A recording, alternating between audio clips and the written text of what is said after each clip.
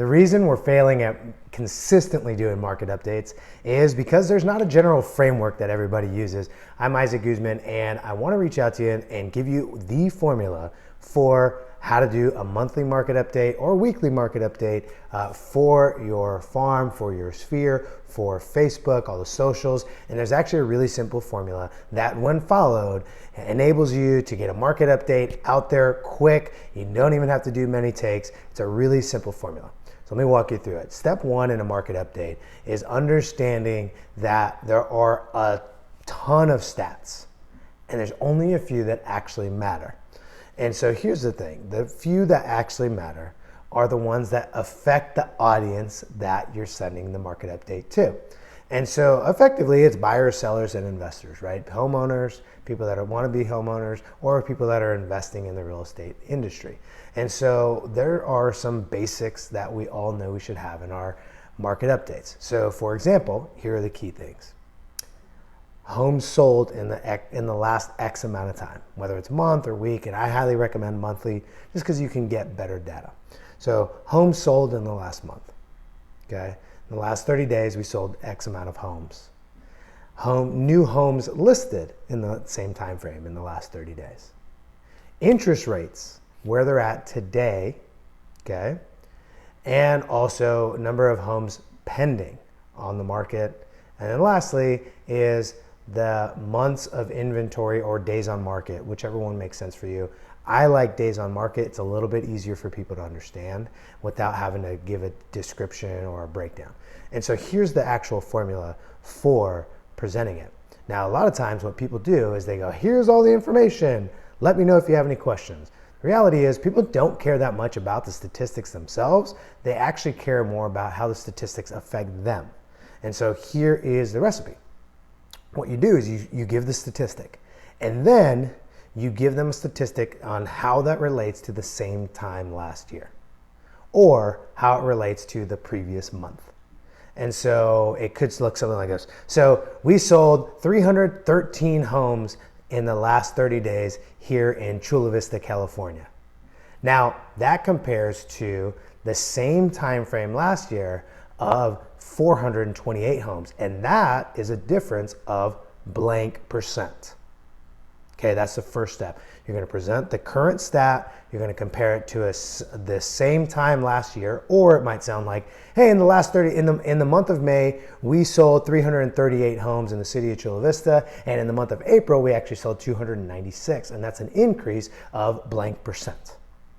So present your current stat, relate it to a specific time frame, either the previous month to show a trend or the same time last year to show a longer stretch trend. All right, so now here's the important part. Now you're doing good, but here's what really matters and why people will get more value out of your market update than anybody else's is when you interpret it for them. And so what you might say is something like this. So in the month of May, we sold 338 homes in the city of Chula Vista. Now in the month of April, we sold 297. And so that's a growth, or that's an increase of, I don't know what that actual number is, call it 15%. And here's what that means for buyers. Boom, boom, boom.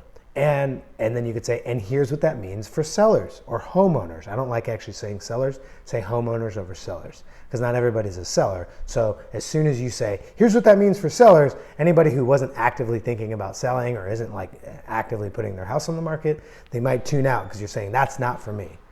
So that's the other thing, is you want to make sure that you say, here's what that means for homeowners. And that's a great opportunity to insert that. And then if you have a good investor population, whether it's in your database or people there, what you want to do is say, here's what that means for people that are investing in real estate today. And so you go through each stat. Here's the interest rate. Here's what it was the same time last year. Here's how many days on market a home is selling for. So maybe that's uptrending. And so you might say something like, here's what that means for buyers in today's market, that you might actually be able to catch a breath in between homes coming on the market and when they're sold. Now, let me put that in context for you. 6 days or 17 days on market is more than 11. I'll give you that. But 17 days historically is still very low. So things are still moving quickly, right? And you want to help them understand that. And one other caveat is this, that right now in today's market, given the current news cycle, and what's happening and how crazy things are being presented as, even though they're not actually that crazy, is to put it in historical context. This is the most recent way to do it. And so you might say something like, yes, the year over year inventory has increased by 30%. And what that means is this: for sellers, blah, blah, blah; for buyers, blah, blah, blah; for investors, yada, yada. Okay. And then you want to hit them with this. And I don't want you to read into that as though this is like a major issue, because a good example is in San Diego, the inventory went up 30%. Whoa, 30%. But let's be real, what happened is it went up from 0.6 months of inventory to 0.8 months of inventory. Statistically, yes, 30%. Historically, we're still at 0.8 months of inventory. So it's still really low. And so I got to put that in context to help people understand that. Yes, inventory has gone up. It has trended upward. Give you that. But historically, 0.8 months of inventory is still deeply, and everybody across the board would consider that a deeply in seller's market territory. And so that's the last piece that's really effective, is putting in context in terms of all of the news that is out there that is making other people second guess these things. So make sure that you're including all those pieces, that you're getting the right stats, that you're naming the stats, you're comparing them to a specific time frame, and you're helping the different members of the audience interpret it. If you found this information valuable, if you think there's any way we can help you sell more homes, feel encouraged to reach out. Talk to you soon.